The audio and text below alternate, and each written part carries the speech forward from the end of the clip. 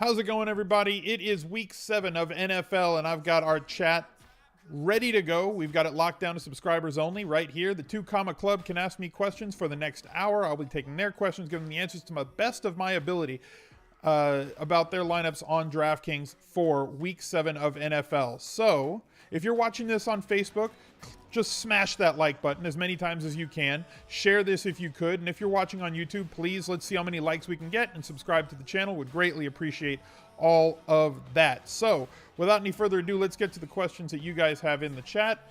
Let's see who's here, and let's see what we can do to help you guys out this week on DraftKings. And we'll get back and forth between the lineup screen and between the black on black screen here. Can you play can you play DT and the Chargers in the same cash lineup? I probably would avoid doing that, because if you're playing DT, you're not just looking for catches and yards. You need touchdowns for him to really reach a ceiling, and those touchdowns can definitely hurt the Chargers defense. Not really a route that I would want to go. One kind of caps the other's upside, at least in cash. BPV338, thank you for the tier 1 sub. Welcome on in. Show him some love in the chat. Ingram or Hunter Henry in GPP? I prefer Ingram. Much higher upside for me, but I like Hunter Henry as well. There's a lot of tight ends that we like this week, and I think that we can get 2 tight ends in lineups is way more viable this week than it ever has been before. Do I have Bell and Brown on the same team this week with Adam Jones out? I mean, in tournaments, I think that's okay. I don't know if you can pull that off in cash.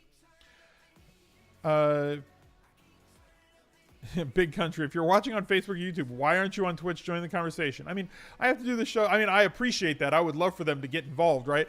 But some people have to work during the day, so I make sure that it's on demand for people to view all the way up until the weekend. I would love it if y'all would come in here. We definitely get more viewers on the Sunday morning show when everybody's off work and in front of their computers before lineups lock. So that's the big show. This one does really well, but it lives also on demand for people that want it. Is Rudolph a trap? Solid in the red zone, but the Vikings move the ball. Will the Vikings move the ball well enough? I think he's fine as long as Diggs is out. Do I think the chalk for cash is a cheap QB? I always think that's the chalk for cash. High-end running backs, mid-tier wide receivers, and a 4K tight end. I mean, that's basically my lineup that's my recipe for a cash game lineup like every week. So like, I don't know if that's, if you say is that chalk this week, that's like what I do every week. Delaney Walker on injury report today. Yeah, we're going to have to see what happens with that as the week goes on. People don't watch while they're at work. I know that some people do. I appreciate you guys that are, sacrificing your... Oh, he's ruled out now? I missed that. All right, Diggs is out, so Thielen's fine and Rudolph's fine. I have no problem with either one of them. And Derrick Henry, yes, he is a lock if Murray is out. I don't know if they'll sit him. We thought that they were going to sit him before, and then they didn't sit him. So, again, we have to wait for inactives on Murray. All you can eat also at work. I hate how many man hours I am asking people to sacrifice while at work. You've done zero research to this point so far, and all this sounds Greek to me. I should probably have $5 at stake this week. Well, AR Patel, you can still read my Best Buys column. The Daily Fantasy Edge podcast is out. Both of those things and this Q&A for the next hour should do a lot to help you be able to build solid lineups. So subscribe to the podcast. Please listen to the 0601 podcast on ESPN.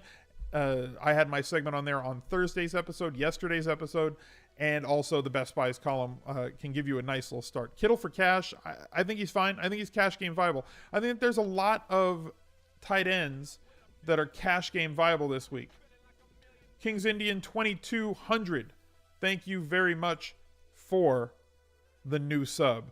I mean, let's look at tight end, right? Because this is where a lot of the questions are centered right now. You got Evan Ingram at 4,400. Henry at 42. I probably prefer Ingram there. Rudolph, I think, is fine at 38. Kittle at 36. Fine. Jack Doyle, not really all that interested in Jack Doyle there. Nick O'Leary, if you're looking for a value at 31. Fine. There's a lot of... And then obviously you come up here and Jimmy Graham is 4,900. Up against the Giants, who have allowed a touchdown to a tight end every week this year. Is AJ Green matchup proof? Pretty much. I mean, I don't want to play him against like Patrick Peterson, but I'm not really going to be fading AJ Green most weeks. Is Pete okay after Cooper's massive game? Did you guys listen to the Edge Pod? Because like we talked, I was like, it's Thursday night. I was like, if you're ever going to get in on Amari Cooper, there's nobody going to be on him this week. You got to have like all the exposure. And I didn't play Thursday because I had stuff to do last night. I was going out with a couple of friends, but Sure as hell went off, didn't he? I mean, if Pete was on suicide watch before, imagine if Amari Cooper was 5% owned and on a Thursday night slate when he can't really capitalize on a Sunday. And then Tyreek Hill also runs it back with a touchdown the other way in 100 yards. Like, that should have, if that was a Sunday game, Pete would have been he would have won the Millie. So somebody check on Pete. Make sure he's all right. Should you pay down at QB for cash on sites where Sunday Night Football is available? I guess you're saying, should you play Matt Ryan on FD? I'm fine going for Matt Ryan. I haven't looked at the price. I don't know his price off the top of my head there. If Delaney is out, is Jonnu Smith a play? Most definitely. Jonnu Smith is in play if Delaney's out. It also bumps Matthews. It bumps all the receivers on Tennessee. Like if you kind of look at them, right? So Jonnu Smith would see a massive boost in snaps, right? He doesn't get all that much love, but he is an explosive athlete. He's a rookie, and you know how I feel mostly about rookie tight ends unless their name is Evan Ingram. But Rashard Matthews would see a couple extra targets. Eric Decker would see a couple extra targets. You also have Corey Davis out, so Tywan Taylor is going to see some extra run. Delaney's out. That really opens things up. And if DeMarco Murray's out, Henry's just a lock. Sean Lee is good to go this week. Downgrade for Hyde? No, but probably a little bit of a downgrade for... I mean, the Cowboys are a little bit stingy against tight ends. And Kittle's good, but like... They're stingy without Sean Lee in the lineup. They're even more stingy against tight ends with Sean Lee in the lineup. So, like, while I think Kittle's fine because of the amount of routes that he runs, but, like, I'm not expecting a lot of efficiency from him. I'm not expecting, like a massive game from Kittle. But his price is cheap, and he, with the amount of targets that he gets for the routes that he runs, I think he's interesting. Not much talk on Hyde. Gurley was chalk in the same spot, but Hyde is at home. Yeah, I mean... I like Hyde. It's a weird spot for running backs this week, like that price range, right? So like when we look at that price range, Mark Ingram 67, Howard getting like 30 touches a game, 64, McKinnon 63, McCaffrey getting like 10 targets, Hyde at 59, Peterson against the Rams for 58.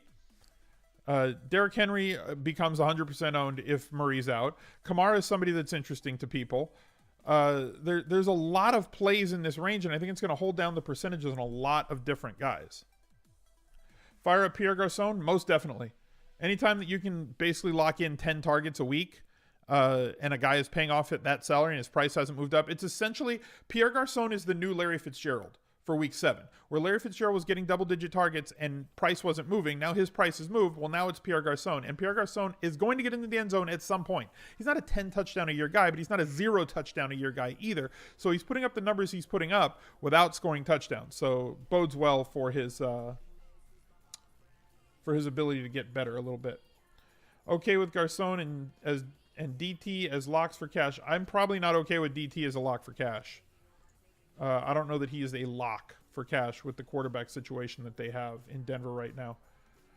Does AP make a good DK GPP play? Because people are afraid of his PPR upside. It won't matter if he goes 150 and 2 touchdowns. Okay, but those games are going to be rare. Those 152 touchdown games are going to be really rare. I agree with you that he makes for a good GPP play because he came up in price and people are going to be scared away. They're not just going to jam him in because he's free anymore and now he's on the road and all those sorts of things and no PPR upside. He does need to score touchdowns to get there. He needs 100 yards and at least 1 touchdown to pay off that salary. Garzone getting targets and red zone targets. It's going to happen, could happen against this young Dallas. I don't disagree at all. Do I think Thielen scores a touchdown this week? I never try to predict touchdowns, but I look at volume. You know, and Mike Clay has a good stat called OTD. Like, you know, should they be scoring more touchdowns or have they been lucky and they should actually be scoring less touchdowns? It's a good stat to look at if you're looking for, you know, who should be trending upward and whose touchdown production should be trending downward in the future. Naked Mariota for cash. I'm always okay with that. Very hard to pick out outside of Delaney Walker who he is going to target. If you think he is going to be able to run and he has been healthy in practice all week, he makes for a good naked quarterback in cash. Zeke, Bell, and Shady in the same cash lineup. Don't think you can do it this week. I don't know that there's the value. You crazy for Wait, are you crazy for cramming both Atlanta running backs in your GPP lineup? No. In a GPP, no, I'm not against that. In cash, that would be terrible. Pac-Man Jones being out changed my perception of AB versus the Bengals narrative. I don't know that it's a narrative. It's just they're really good against the pass. It's not one guy, right? Like Adam Jones is not Patrick Peterson. He's not just a one guy lockdown. Like that whole defense is really good against the pass. Number one in terms of yards per attempt in the league. Steelers are number 2. So, I mean, I would really prefer Lev Bell to any other Steeler in that game. Jordan Matthews, a decent cash play this week. Only need 9 points for value against Tampa. And Tampa is giving up the most points to like slot receivers in the league. You saw what Larry Fitzgerald did against them, as well as what Adrian Peterson did against them last week. Jordan Matthews is back. Everybody loves Tyrod. Makes for a nice cheap stack if you want to go with somebody on Buffalo. He's been back. Looks like he's going to be back this week. Missed the beginning, Hundley or Tyrod in cash. I'm fine with either. Tyrod's probably got the higher raw projection, but it's not by much. It just depends on whether you think the Buccaneers defense is that bad that Tyrod Taylor should have a higher ceiling game, or if you think that Brett Hundley with a week's worth of practice and better weapons around him, because Green Bay does have better weapons surrounding him, those guys can make a couple of touchdowns happen where the guys on the Bills probably aren't going to make touchdowns happen. You also run the risk of LaShawn McCoy rushing touchdowns and Mike Tolbert vultures. Do I play NHL? I used to, but I don't anymore.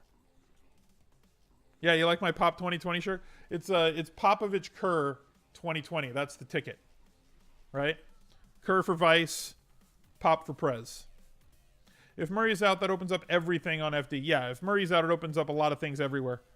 I mean, if Murray's out, you should all have Derrick Henry.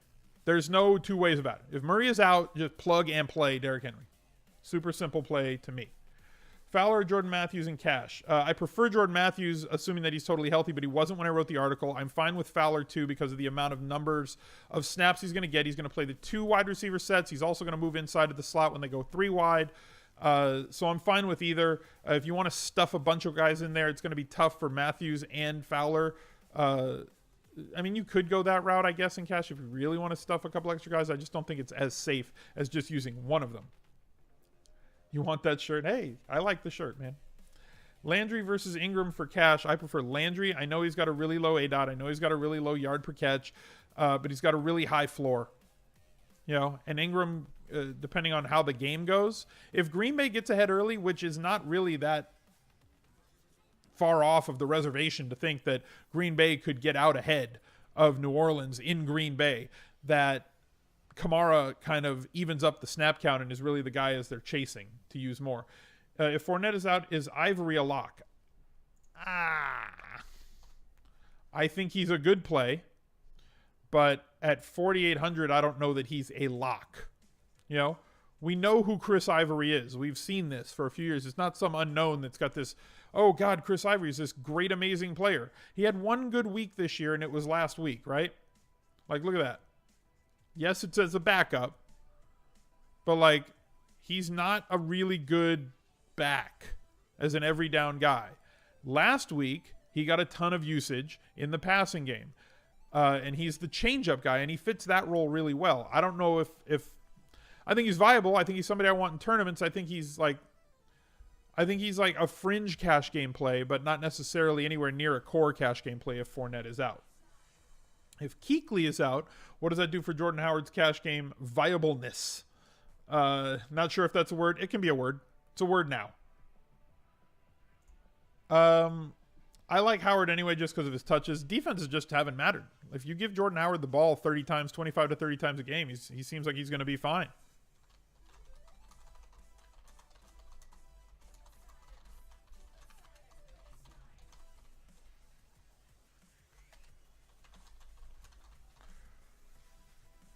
Sorry, I got to do what I got to do sometimes and send out another tweet to let people know I'm live. Not everybody sees this stuff.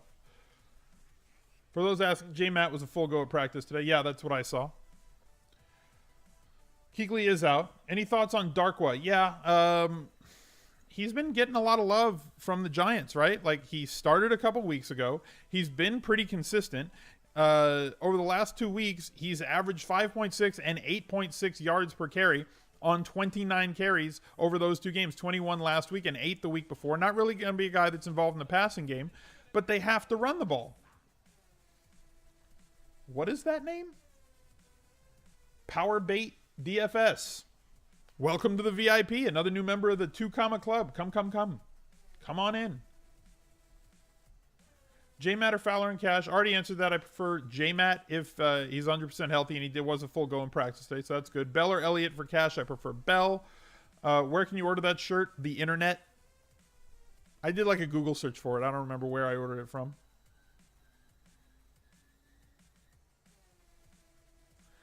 How do we figure the market share with Fowler? I mean, he got 8 targets last week with Sanders, knocked out. I think that somewhere between 6 and 8 targets is what we're expecting. People were ready to play Juju Schuster last week, and he got 3 targets. I don't think it's massive upside with Fowler, but we've seen him get into the end zone already this year. He is fluent in that offense at least. 3,300, he doesn't have to do much. 4 catches for 50 yards, and you got value for cash. Anything more than that, and you're swimming in profit town. Alan Hearn's a good GPP play with Lee's outlook. Bad. Yeah, I'm fine with that. Vote Rock for the president. Orleans Lightwa. Yeah. They fixed it, though. Look, I guess that kind of me saying Orleans Lightwa on the podcast yesterday kind of made them jump on that and fix it. So it's back to his actual picture. So congratulations, Orleans Darkwa, for getting your actual picture on your player card. Glad to see that actually happen.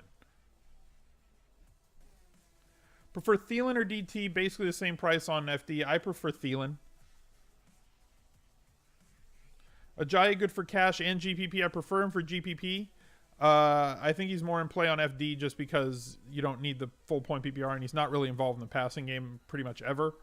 Ajayi or Landry in cash? I prefer Landry. If you guys can't tell, I like Landry. Any interest in Moncrief? I like Moncrief when Luck is the quarterback. I mean, he is 3,300. I just don't know what to do with him. I don't. His price came down, though. So, he's at least intriguing, right? His price came down from 4,100 and 3,900 the 2 weeks prior to that to 3,300. So I like that his price has come down to a place where he can actually achieve value 2 out of the last 3 weeks. I guess he's okay, but I'm not going to go for that against Jacksonville. I think that's kind of, there are other paths of least resistance on the board for cash games at that price. I would prefer J-Matt over him. I would prefer Fowler over him, even though Moncrief is a way better athlete and player than Fowler. The matchup is horrible. So probably not a route that I want to go. I could have said swimming in the profit pool. That would be another way to go. Why is my VIP sign off? Turn the sign back on. Thank you. God. Gotta hire a new assistant.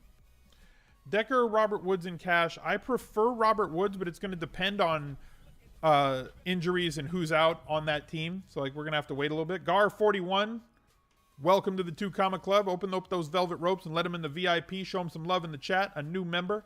Just another new member getting involved with a tier 1 sub. Thank you very much for the support.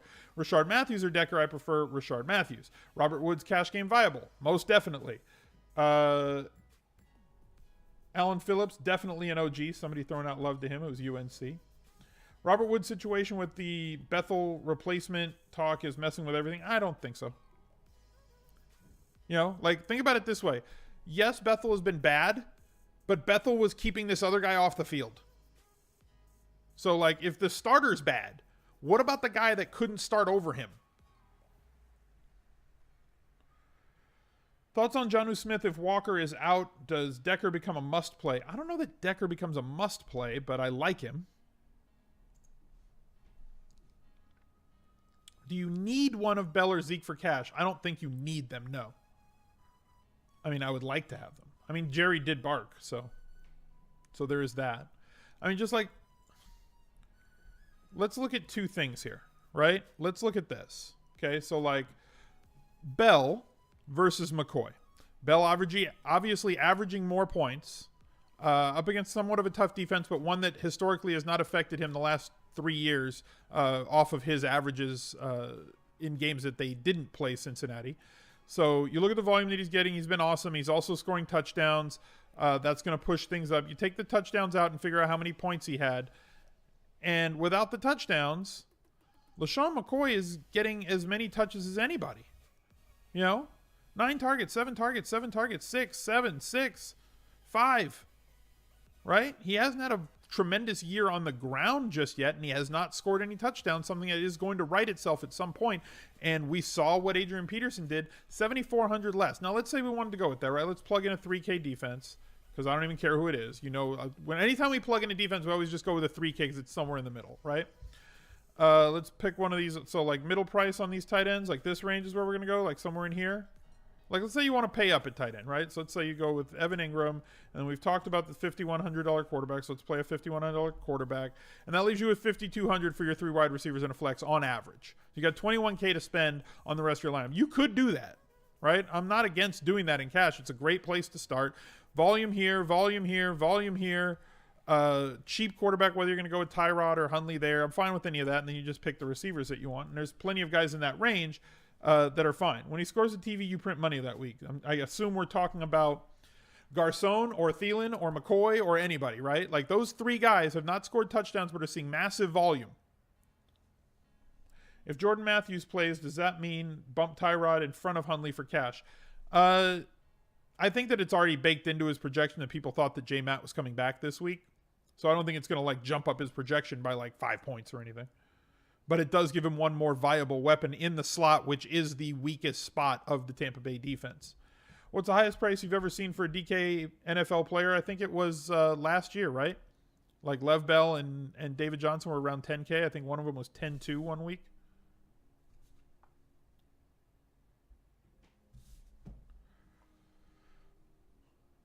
Are you on Kamara? Am I as on Kamara as Pete for GPP? I understand it for GPP. I'm not on Kamara for cash, though. I'm fine with anybody that has that sort of PPR upside for tournaments. Yeah, 10-2 I think was the price for those guys last year.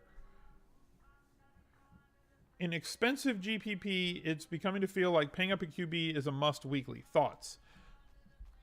So you're saying, like, at the higher levels, like $100 and up GPPs, that paying up for a QB makes you contrarian? It definitely makes you contrarian, right? And we've talked about that. If everybody's doing one thing at a position, then the rest of their lineup is going to have the same average price at every other spot in the rest of the lineup. But if you differentiate and you pay 2K more, or if everybody's paying 20K at running back and you pay 12K at running back, you have $8,000 more to spend everywhere else in your lineup. So it's going to naturally make your lineup contrarian to everybody else, but not being a stupid lineup, right?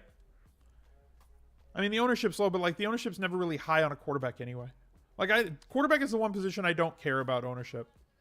And I know that sounds weird, but, like, you're never going to see a 45% on QB. Unless, like, and I was going to say Aaron Rodgers, but he's out. But unless, like, somebody like Aaron Rodgers was 4,500 by mistake one week, you're never going to see that high of an ownership. If Drew Brees at home in a game with a 50 total all of a sudden was like 4,800 because they screwed up the pricing, then yes, he would be like 50 or 60% owned. But realistically speaking, I've never seen that happen. Cam Newton has shredded bad zone defenses like Chicago. And I said bad like I'm from Chicago, right? Like by accident. Interesting. Julio Jones for cash on FD. Julio Jones is fine, but he doesn't get that much love in the red zone. That's my issue with Julio Jones. And it's been my issue for 2 years. He used to get a ton of red zone looks, and then he stopped. They just stopped going to him. And maybe it's because, everybody double teams him, so let's look to the path of least resistance. But at some point, you got to scheme as a coach to get the ball into the hands of your best player. Stop throwing it to Taylor Gabriel and all these other schmucks around the goal line. You got this big 6'4", 42-inch vertical leap guy with massive hands who can make contested catches like nobody else in the league, and you just don't throw him the ball in the most important part of the field. Hundley Adams stack or Tyrod McCoy stack, I'm fine with either one of those. Kaiser viable in cash, I'm probably not going to go with Kaiser this week. But at home, it's interesting against Tennessee, who's given up a ton of points this year on defense. Thank you guys for being here. Really appreciate it. Just to reset, the chat is always going to be locked down to subscribers only. If you want to get involved, there is the Twitch Prime sub you can use right up there. I'll throw a link in the chat for you guys to click on. If you want, you click on that. If you have an Amazon Prime membership, you can link your Amazon account to your Twitch account Absolutely free. It gives you ad-free viewing all over Twitch, some fun little loot for video games included for free, and you get a free sub token, which you can use to subscribe to this channel and be involved in every single one of these NFL and possibly NBA shows as we go on. And just as I say it, Blind Meyer, 1921, getting involved with the Twitch Prime sub. Thank you very much. Welcome to the VIP. Any specific players you're fading this week in GPP? Nobody I can really think of off the top of my head. Like, I'm not like the fading type. I don't know if that makes sense. You know? Like, I don't look at a player that's like a really good player that's getting a ton of volume in a really good spot and say, yep, never going to play him this week. That's just not my style of play. I leave that for other people. And sometimes it works for them, but my way's been successful for me. There's more than one way to skin a cat in daily fantasy. You don't have to say you must do this all the time. There's different styles, and you can be successful with many different styles. So find what works for you. Still on Fowler and Cash. I'm still fine with it. Thoughts on McCoy and J-Matt together in Cash? What is their team total right now? Like, because last time I saw it was somewhere around like 20. So on volume alone, I'm fine with J-Matt.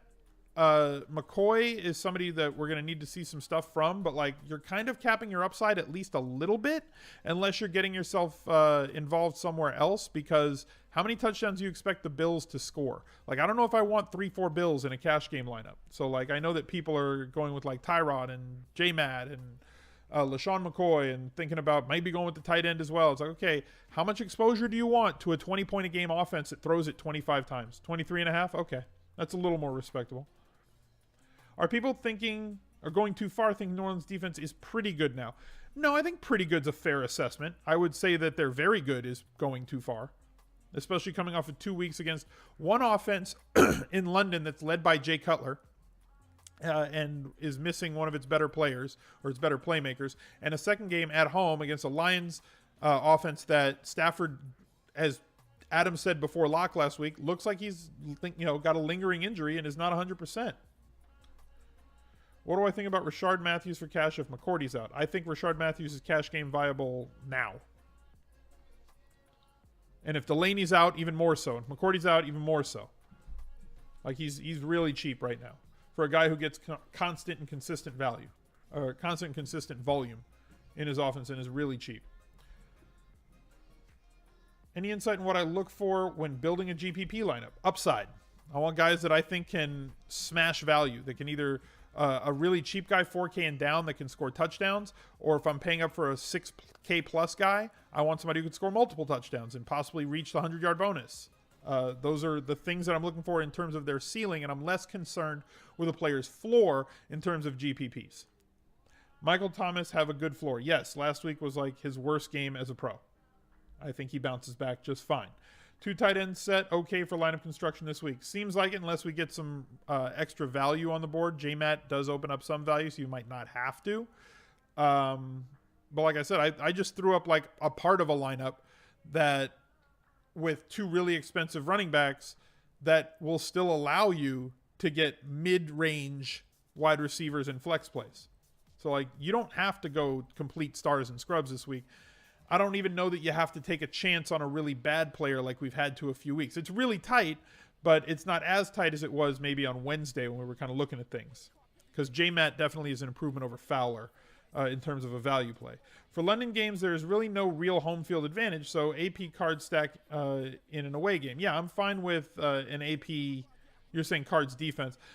Defense, whatever, to me. I mean, I understand you're trying to pick on Goff and thinking that he might regress a little bit. I think the Rams offense is fun. I'm fine with AP against the Rams, who are just hemorrhaging points against running backs. Get in on Snead before he goes off or make him prove it. If you think that he has an edge against the team that he's playing this week or against the matchup that he's in this week, you want to get there first. If you take a wait and see approach in daily fantasy, by the time you've waited and seen, the opportunity for you to get that player at low percentage and win a GPP is pretty much gone. You know? How confident are we in Patrick Peterson shadowing Watkins? I don't know, marginally. I think he'll spend, I don't know if he'll shadow him, like follow him every play, but I think he'll spend at least 40 to 50% of the time on him. You know, I mean, he's only got, what, like a 13% target share right now? So he's not like the main guy that they look to, but he's their best athlete at wide receivers. Like Watkins and Woods. Woods is a capable NFL wide receiver, but he's not a game breaker like Sammy Watkins. Sammy Watkins does have game breaking ability, so they probably will try to shut that down and make them beat them with their worst players that are not as good as him. Yeah, wait and see is too late most times. Think about it in terms of Amari Cooper. I can't play Amari Cooper. I need to see him get back on track before I play him in a GPP. Guess what? You missed your opportunity. That window is closed. Because now his ownership's going to go way back up next week, and people are going to be talking. I haven't even looked at their matchup, so I don't know who they're playing. But like, people are going to get right back on board with the, hey, we can play Amari Cooper in cash again. No. Is Evans, Gordon, and Funchess and Nelson too much with Cam? What do you mean? Like, do they cost too much? I'm confused. Evans. I'm really confused by that question. Are you saying, is it too much money? Like, you do it. There's no rules in GPP. GPP just makes stuff happen, man. Make lineups that you think have upside. Cooper Kupp a viable play this week? Two all over the place for me. I like the kid's talent. I like that he's involved in the offense, but like his volume just fluctuates massively on a week-to-week basis. 2, 7, 8, 3, 6. Like it's all over the place. He's not a cash game play for me, and he's 4,600 because he caught a touchdown one week, and he had an end zone look that he dropped this week. His price is way too high. This is like a $3,900 player, and he's 4,600. I'm not paying that for him. Not now. It doesn't mean he can't have a good game. It's just I don't see any value there. I see very little upside. Like, he'd have to have a 2-touchdown game, and I'm sure anybody can get in the end zone twice, but like, I don't know that I think there are better ways to go. Chargers D is very cheap. Sack upside, and you're dealing with an injured quarterback situation. O'Leary in cash, you can, but I don't think you need to. Is Pete okay? Everybody's worried about Pete. At Pete. Zona gives up the middle, yeah. Higbee, all right, interesting. I mean, I'm not on Higbee for cash, but if you are and you have a strong feeling for that, go for it. Who produces more this week, Goff or Palmer? I don't know. I really don't. Like, I honestly don't know. Like, let me see who have got projected higher.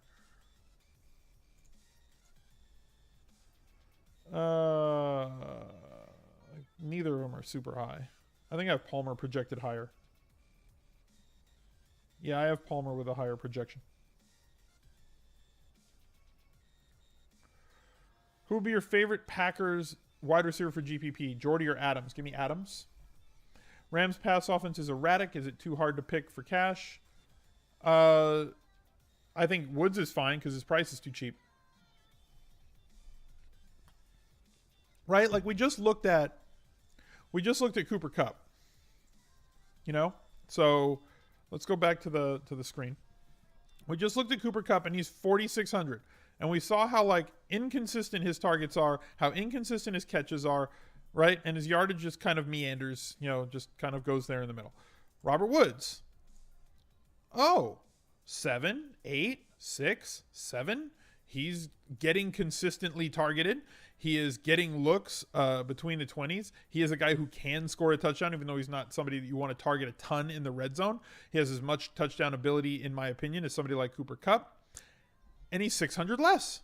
I would prefer Robert Woods for cash just based on his reliability on a week-to-week basis. Is he a 30-point guy? No. But he needs 12. 6 catches for 60 yards is 12. If he scores a touchdown on one of those, he smashes value for you. Thoughts about Nelson this week? I think he's a good GPP play. Darren Fells greater than Ebron going forward. I want no part of the tight ends in that offense. Like, 0. Fells isn't getting a ton of targets. Woods or Jordan Matthews, DK Cash. I need a longer look at Jordan Matthews. I think that Matthews has more upside, and he's 300 cheaper and a better matchup. So I would probably prefer Matthews in that situation. Give me J-Matt. It was a lot cooler Monday when nobody was talking about Woods. All right. Fair enough. Thoughts on Terrell Williams for cash?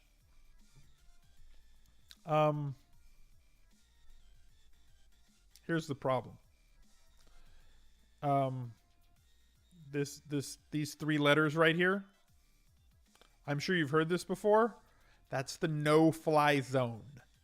I want no part of that Denver defense. I do not attack certain defenses. Just like in fantasy basketball, I do not play players against Utah. Yes, somebody is capable of putting up a big game against them, right? It will happen from time to time. But more often than not, you're going to lose money. It's a negative EV situation. You have a negative expected value by playing wide receivers against Denver's cornerbacks. It's not a good idea. You have a negative expected value by going up against Utah's defense. You're not going to profit, right? They play slow. They take people out of the game. They force you to do other things. I understand that people are going to do things, but like I personally, I'm more art of war than that, right? If my opponent is strong, I retreat. If my opponent is weak, I attack. So I don't want any part of a super duper strong defense. It's just not great for me.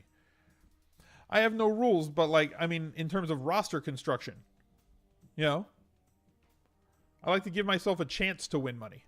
I want as many chances to win money and as many high probability chances to win money as I can get. You can find low percentage plays. You can find different roster combinations. Like I said, be contrarian, but don't be stupid. What happens if Jerry barks when Frank Gore is mentioned? Then I play Frank Gore. Jerry is undefeated. Jerry, much like the internet, is undefeated. Thielen or Landry for DK Cash? Fine with both. Totally fine with either one of those. I think Thielen has... I would usually say Thielen has more touchdown upside, but like Landry's getting the most red zone looks on the Dolphins now. So I don't know that he doesn't have touchdown upside anymore.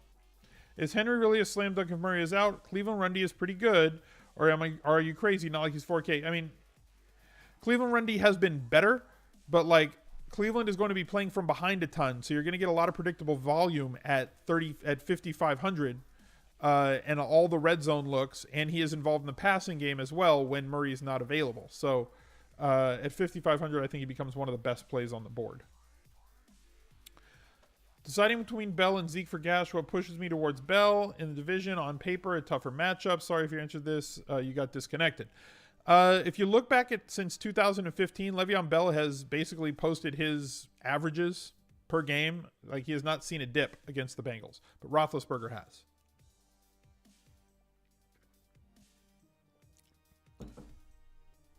Dez or Fitz, DK Cash? If you can get to Dez, I'd prefer Dez. Amendola for FD Cash. I don't know that he's an FD Cash type player. You need touchdown upside over there because PPR, it doesn't matter. It's half PPR. It's a totally different game. Am I comfortable with Ingram or Gordon in cash? Probably more Ingram than Gordon, but I understand Gordon. We talked about it on the podcast with as much usage as he's getting in the passing game for Los Angeles. Notice I did not say San Diego. It takes me a beat every time. His volume in the passing game the last 2 weeks has been ridiculous. Now, if this continues, especially against a team like Denver, who forces you to throw the ball to your backs out of the backfield, if he's going to get somewhere between 8 and 12 targets again, I think he's cash game viable.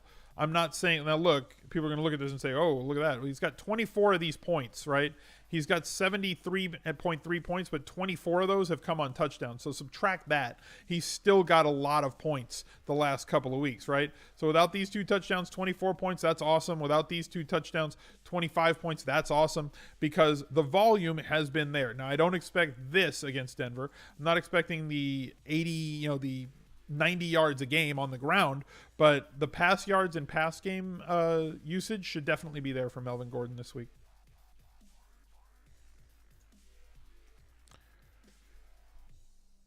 Adam Jones is out. It bumps AB and Big Ben. But how much do you guys really think that one guy bumps everything? Like, I get it, but like, how many points do you really think Adam Jones is worth to a defense? Do you think he's worth like 2 touchdowns? Like, that's what I think that I think it helps, but like, does it add 80 passing yards? Probably not to Ben. Like, probably not. Like you probably get maybe like a 0.3 touchdown increase on your expectation and maybe like 30 more yards of passing yards.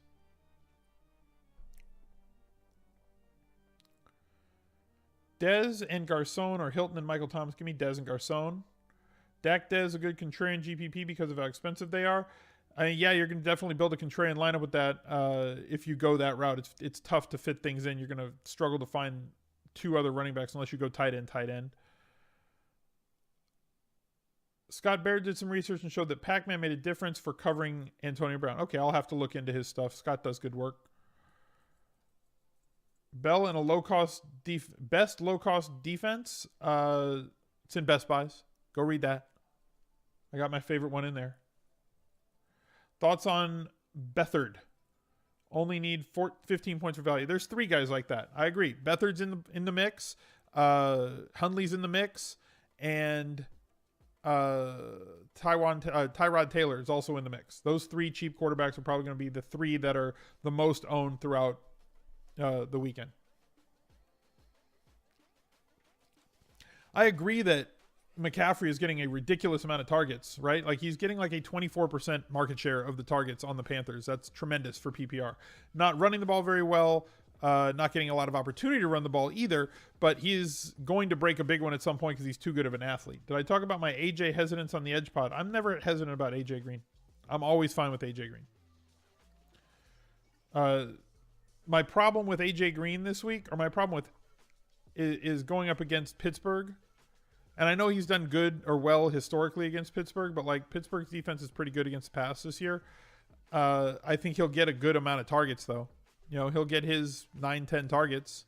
Whether or not he scores a touchdown, because he needs to score a touchdown for you at that price, is going to be a thing. Is Jimmy Graham a flow chart lock? Definitely. I think he's fine. If Murray does miss, Chargers D, Henry, or Graham Titans D for cash.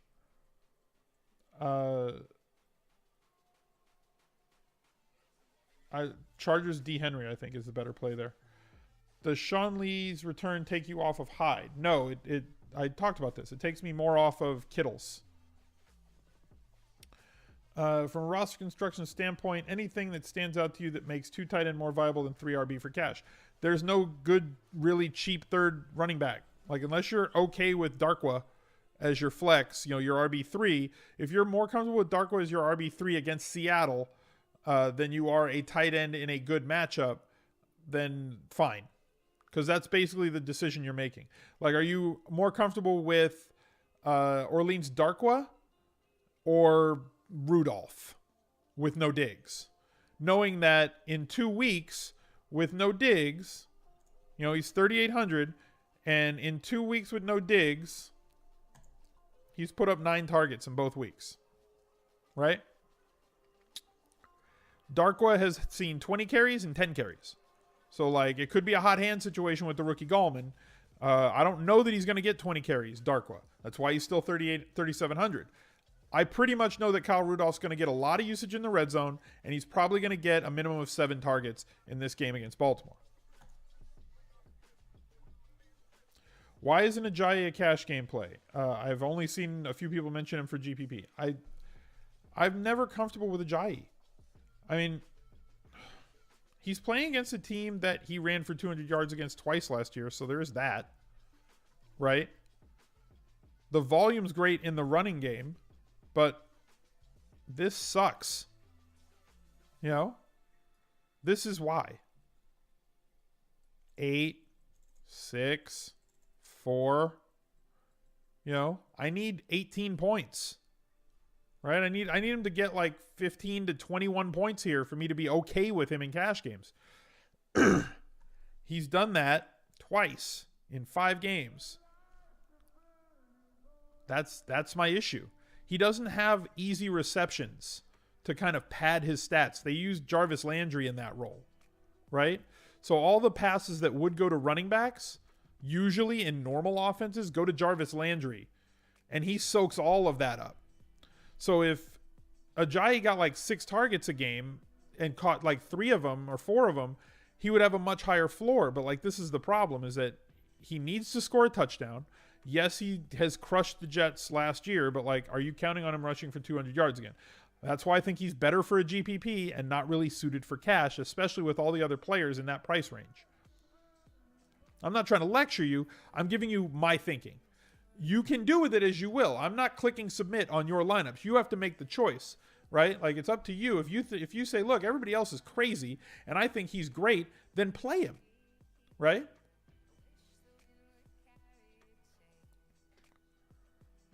With Baltimore getting their run stuffer back, does that take me off McKinnon and cash? McKinnon's value is not that he runs the ball. McKinnon's value is in the fact that unlike somebody like Ajayi, McKinnon gets his 4.5 catches a game. You get 6 receptions, that's like scoring a touchdown, right? Take the touchdowns away, right? So take these 12 points away. He still had 14 points last week. Take these 6 points away. He still had 20 points that week. He's not a pounder. He's not going to carry the ball 25 times, but he is going to get you free points in the passing game and free yardage in the passing game that really, really, really buoys his floor. And that offense, there's a lot of good players around the outside, so they can't just stack the box. Not that they would against him. So he sees minimalistic fronts. He's not going to see 8-9 in the box. That's never going to happen against Jerick McKinnon because they can throw it to Thielen. They can throw it on the outside. They can throw it intermediate to Kyle Rudolph. You got to worry about them.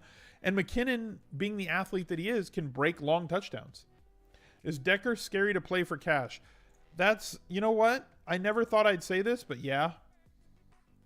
I'd feel better about it if Delaney Walker's out.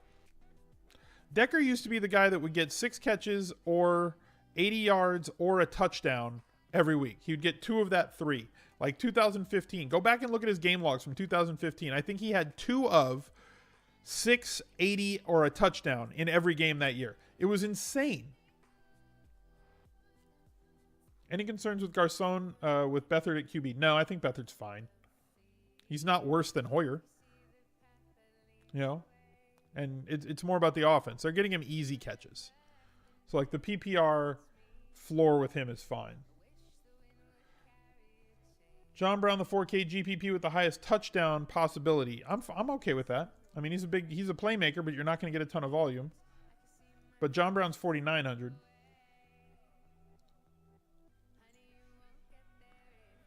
What play am I finding the hardest to fit in my cash game lineup? Probably Dez. Got to pick between Henry and Decker. Okay to fire up both. If Delaney and DeMarco are out, I'm okay with it. I'd probably be better with Henry and Matthews, though. Thoughts on Evans versus a so-called good D against the pass? Mike Evans? I mean, I like it because they're going to funnel the ball to him. You know, even against really tough defenses, they've been funneling the ball his way, right? Against Arizona, anytime he wasn't on Peterson, they threw him the ball. 8 against New England. 11 against the Giants. Really good pass defense. 12 against Minnesota. 9 against Chicago. Those are all really good pass defenses against wide receivers. And yes, Buffalo has been better, but they don't give up a lot of fantasy points to wide receivers because they play real slow and they have a good defense. But, like, I don't know that they have somebody that's going to lock down Mike Evans. So, like, I'm happier about playing Mike Evans this week than I am in other weeks. I don't think he's a cash game play, especially if Jameis isn't there. But I think he's good for, I think he's one of those guys you want to target in GPP, right? Where he's got kind of a low floor. You know, he doesn't have like the highest floor, but he's a guy that has a 100-yard, 2-touchdown upside.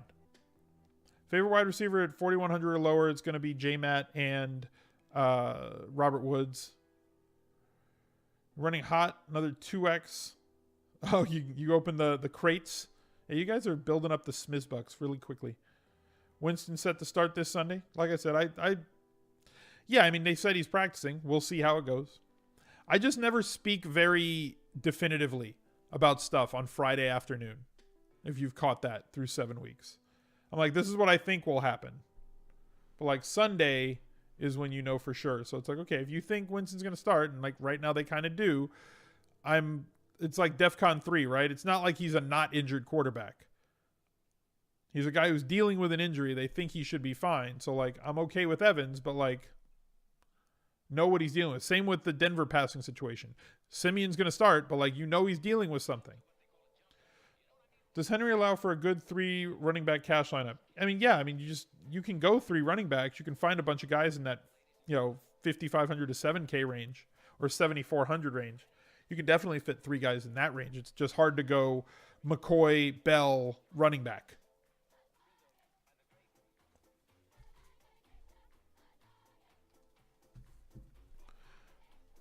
Are you playing any running backs in the 4K to 4,900 range? I don't know. I honestly don't. I haven't built my lineup yet. I'd do that this afternoon. But like it does look somewhat barren. You're talking about like Frank Gore, Marlon Mack, Tariq Cohen, Duke Johnson maybe. Kittle with Graham and Cash. I mean, you can. I think I'd probably prefer Rudolph to Kittle. Rank these cash value wide receivers: Richard, Woods, J-Matt. Richard, J-Matt, Woods. But again, I mean, right now it would probably be J-Matt, Woods, Richard. But then I'm assuming that Delaney might be out. If Delaney's out, then I bump Richard up.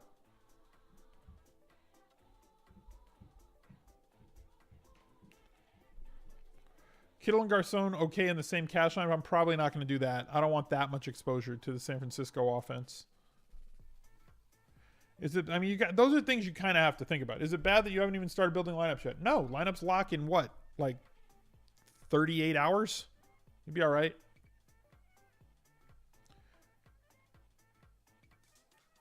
Flex look better with wide receiver or running back this week? I don't know. I mean, like I said, a lot of things are viable in cash. You can go 2 tight ends in cash this week. Keep coming across Russ and Lockett, not enough ceiling against the Giants. No, Lockett's always got a ceiling because he's a big play wide receiver. Rudolph and Thielen okay in cash. Yeah, just like McKinnon and Thielen last week. Yeah, exactly. It's that sort of a play. You can do Zeke, Bell, Ingram, Gordon, but you have to do something creative at wide receiver. Yeah, exactly. I mean, it depends on how comfortable you are going with wide receivers. It could end up with like 6 points, 8 points, and 11 points if you do something like that. Decker or Fowler, DK Cash. It depends on the injuries in Tennessee. Right now, I prefer Fowler. Did you ever tell Dave to fix the last pod? Yes, but he's busy. Like, he'd have to go back and take all the audio files and relace them. Like, somehow Zencastr screwed up our last podcast for On the Ball. Don't know how, but, like, Drew is, like, 2 or 3 seconds ahead of us. And then our producer for The Edge said that it was doing that with Pete's audio on The Edge last week, but he fixed it. So, like, I don't know what's wrong right now with Zencastr. But Zencastr, the software we use to record, is having some major issues. Cool Aiden with the Twitch Prime sub. Thank you for joining the club. Appreciate the support. Blake Bortles in cash versus Indy. Scary. I get it. I see what you're doing. Indy's been bad and Fournette's banged up or maybe he doesn't play. And okay, well, Bortles should be better, but like, I'd prefer Bortles as a GPP play because I think there are higher floor options at other position or at quarterback on other teams, not at other positions. Producer Luke is greater than Soccer Dave. Producer Luke's job is to produce. Dave's job is like, not On the Ball podcast. On the Ball is like a labor of love for Dave and all of us, actually. Having both Decker and Fowler too risky in cash. Have to wait for Tennessee injuries. I mean, depends on what you're trying to do at the other positions. I don't hate it. I don't know that it's worse than like Woods and Fowler or Woods and Matthews. I'd probably prefer Woods and Matthews to those two for the same price. If Delaney's out, thoughts on Jonnu instead of bumping up Richard, etc. so much? I mean, I'm not bumping up Richard so much. I think he gets like 2 to 3 extra targets. I think Jonnu Smith plays a lot more snaps, but I don't think he gets 8 or 9 targets. I think maybe he gets 5 as opposed to 1 or 2, right? Like, I don't just lump all. Okay, Delaney's out. That's 8, 9 targets a game. They're all going to Rashard Matthews. No, like I give like Rashard like 2 or 3. I give Decker 2 or 3. I give Jonnu Smith a whole lot more snaps and more opportunity, which also means he's going to get like a couple of more targets. I don't know that he can get Delaney type usage. He's not going to get 8 or 9 targets, but he might get like 4, 5, 6. But at that price, 4, 5, 6 is good. SD defense and cash, yeah, I'm fine with that. Which Dallas player is more of a lock for cash games? Dak, Dez, or Elliott? I prefer Dez against this defense. San Francisco plays faster than any other team and has three of the worst cornerbacks in the league. So you're going to get extra snaps. You're going to get more touchdown equity and more catch equity with Dez. Elf on the shelf tonight. Not for me. There are no elves on any shelves in this house. Not on a boat. Not with a goat. There's plenty of Dr. Seuss, though. Do I like Mixon this week? You know, Steelers tend to struggle against pass-catching backs. I've been waiting to unleash Joe Mixon, like since the new offensive coordinator took over. His usage has been really, really good. I'm just waiting. I don't know when I want to get involved. I think the kid's going to have a big game at some point. I'm not convinced it's going to be this week. The price isn't terrible, though.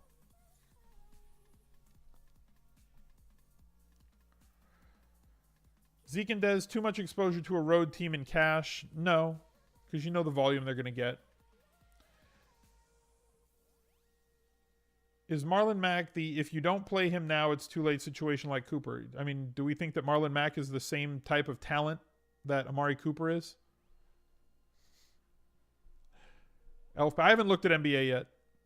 I did some stuff in the morning, then I do this show, then I'll upload it, and then at like 2:30 I'll shake everything out of my brain and just do NBA and grind that for like an hour and a half. Like that's all the time I need personally for NBA. It's more than enough time. Any strategies on kicker selection? No. I really don't. Like I'm being completely honest. I pick the cheapest kicker in a good weather-ish situation on the highest team total team. That's my kicker strategy. I spend roughly 28 seconds a week on kickers. What 3 games am I looking at the most? I don't know. I don't know that there's games that I'm targeting this week. You know?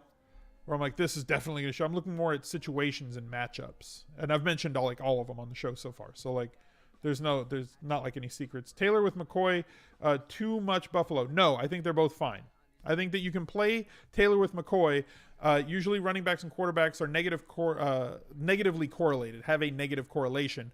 But McCoy leads the team in targets. So you're getting the running back on the Bills, but you're also getting the Bills' best wide receiver, or the Bills' best pass catcher, let's say. So you're getting exposure to the passing game to stack with Tyrod Taylor, and you're also getting the running back all in one spot. You wish Sunday night was on the slate? Me too. Melvin Gordon, do I like Melvin Gordon in cash? You can, but I'm not thrilled by it because I tend to avoid Denver. Mike Williams' interest if Allen is out, I'll have to look at it. I honestly don't know off the top of my head, and I don't want to just give an answer to give a fast answer in the moment. So that's probably something that would be better suited for the Sunday morning show when we do the anti-tinker cast about 45 minutes before lock, and I'll take you all the way up until lock. But that's going to do it for the Friday question and answer. Thank you guys for being here. I really appreciate it. If you're still watching this on Facebook or YouTube, thank you for making it through the entire video. If you've made it this far and you have not either liked the Facebook page, subscribed to the YouTube page, or liked or shared the video, please do that now. I would greatly appreciate it. Thank you guys for being here, and we'll catch up to you next time. Bye, everybody.